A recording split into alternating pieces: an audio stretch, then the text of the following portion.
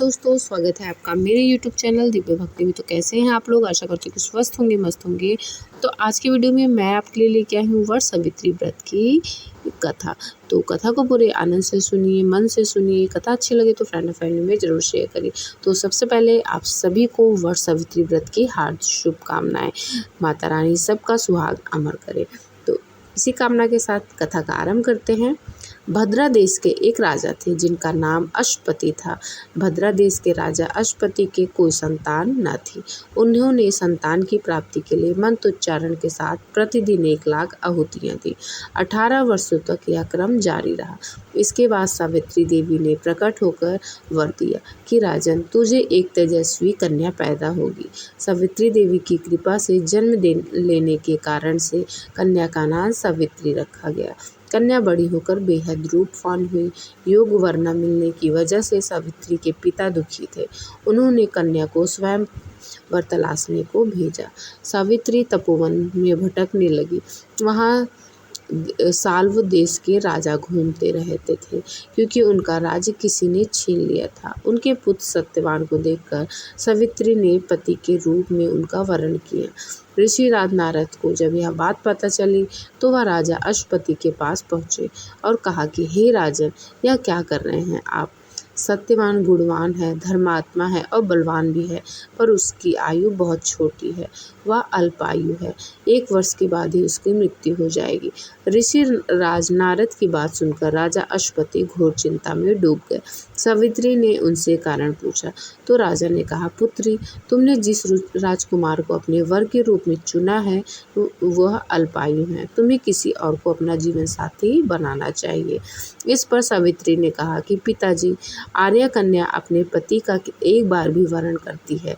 राजा एक बार ही आज्ञा देता है और पंडित एक बार ही प्रतिज्ञा करते हैं और कन्यादान भी एक ही बार किया जाता है। सावित्री हट करने लगी और बोली, मैं सत्यवान से ही विवाह करूंगी। राजा अश्वपति ने सावित्री का विवाह सत्यवान से कर दिया। सावित्री अपने ससुराल पहुंचते ही सास ससुर की सेवा करने लगी। समय बीतता चला गया। नारद मुनि ने सावित्री को पहले ही सत्यवान की मृत्यु के दिन के बारे में बता दिया था। वह दिन जैसे जैसे करीब आने लगा, सावित्री अधीर होने लगी। उन्होंने 3 दिन पहले से ही उपवास शुरू कर दिया। नारद मुनि द्वारा कथित निश्चित तिथि पर पितरों का पूजन किया। हर दिन की तरह सत्यवान उस दिन भी लकड़ी काटने जंगल चले गए। साथ में सावित्री भी गई। जंगल में पहुंचकर सत्यवान लकड़ी काटने के लिए एक पेड़ पर चढ़ गए। तभी उसके सिर में तेज दर्द होने लगा। दर्द से व्याकुल होकर सत्यवान पेड़ से नीचे उतर गए। सावित्री अपना भविष्य समझ गए। सत्यवान के सिर को गोद में रखकर सावित्री सत्यवान का सिर सहलाने लगी। तभी वहाँ यमराज आते दिखे। यमराज अपने साथ सत्यवान को ले जाने लगे। सावित्री भी उनके पीछे पीछे चल पड़ी। यमराज ने सावित्री को समझाने की कोशिश की। यह विधि का विधान है, लेकिन सावित्री नहीं मानी। सावित्री की निष्ठा और पतिव्रता को देखकर यमराज ने सावित्री से कहा कि हे देवी, तुम धन्य हो, तुम मुझसे कोई भी वरदान मांगो। सावित्री ने कहा कि मेरे सास ससुर वनवासी और अंधे हैं, उन्हें आप दिव्य ज्योति प्रदान करें। यमराज ने कहा, ऐसा ही होगा, जाओ, अब लौट जाओ। लेकिन सावित्री अपने पति सत्यवान के पीछे पीछे चलती रही। यमराज ने कहा, देवी, तुम वापस जाओ। सावित्री ने कहा, भगवान, मुझे अपने पति देव के पीछे चलने से कोई परेशानी नहीं है। पति के पीछे चलना मेरा कर्तव्य है।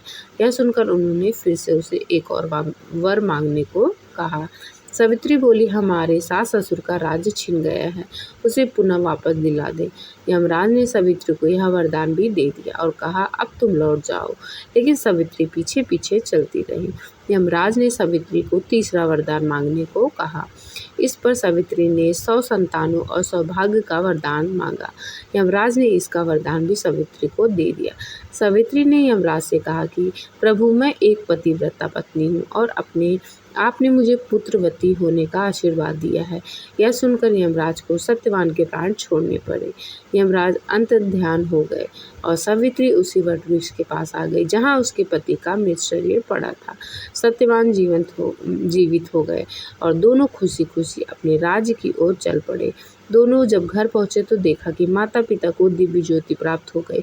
इस प्रकार सावित्री सत्यवान चिरकाल तक राज्य सुख भोगते रहे। तो इसी के साथ मैं वीडियो को अंत करती हूँ। आशा करती हूँ आपकी ये कथा अच्छी लगी होगी। तो चलिए मिलते हैं एक और नई वीडियो के साथ। तब तक के लिए जय श्री कृष्णा। स्वस्थ रहिए, मस्त रहिए।